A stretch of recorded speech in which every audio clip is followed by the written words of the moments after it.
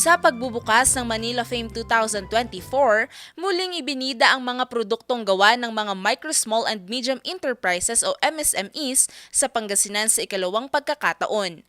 Ito'y ginanap nitong October 17 hanggang 19 sa World Trade Center sa Pasay City.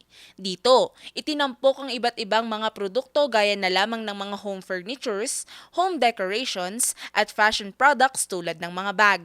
Isa nga sa napahanga rito ay si First Lady Liza Araneta Marcos kung saan nabighani siya sa isang lampshade.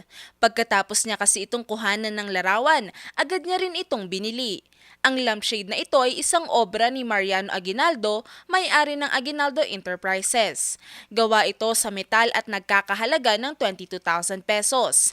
Labis naman ang tuwa ni Mariano dahil ang mismong First Lady ang nakabili ng kanyang gawa.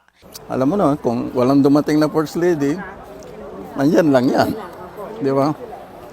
So, that's the little bit of ng business. Ay, masayang-masaya po tayo. Patunay ito na hindi tayo nagkamali sa pagsali ng Manila Fame. Dahil unang-una, ang customer mo na dyan ay ang ating mahal na First Lady ng Pilipinas. Kumbaga, may high standard po ng pagpili ng produkto na bibilhin. So pag binili ng isang First Lady ang iyong produkto, something that may bragging right na tayo.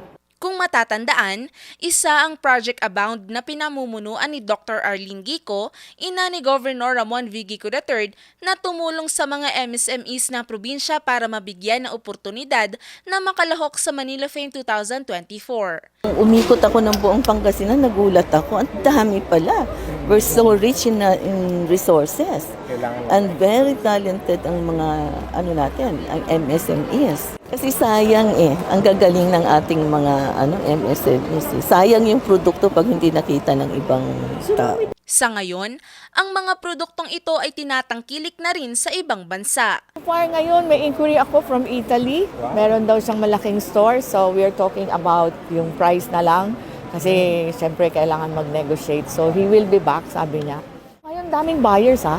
Nagtataka ako kasi previously, may mga buyers but not really this volume.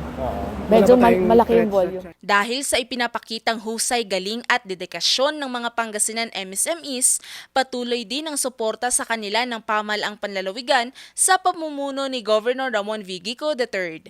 Valerie Dismaya para sa Luzon Headlines.